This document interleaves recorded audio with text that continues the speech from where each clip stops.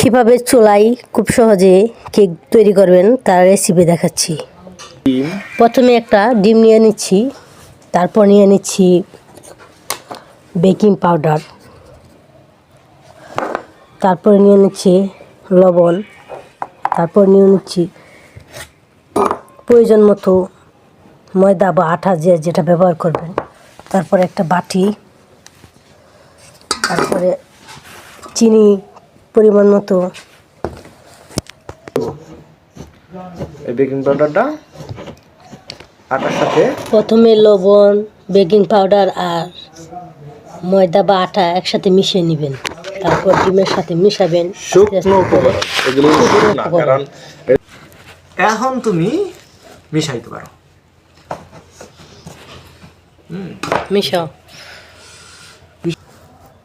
ডিমের সাথে চিনি।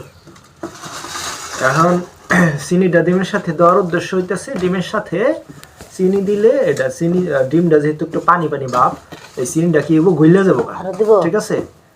না না, অত মিষ্টি দরকার নেই, যে যেমন মিষ্টি খায় ওরকম দিতে পারবো, কিন্তু এটা ডিমের সাথে দেওয়ার উদ্দেশ্যে এটা যে ডিমটা হলো পানির মতো, কাজে চিনিটা এটা গলাইতে পারবো এবং খুব সুন্দরভাবে চিনিটা ছড়াই যাব।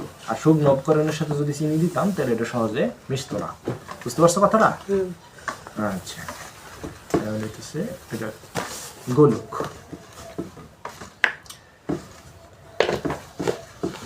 চিনিটা গলার আগ পর্যন্ত একটু ভালো করে মাইখা নিতে হবে, কারণ চিনি না করতেছ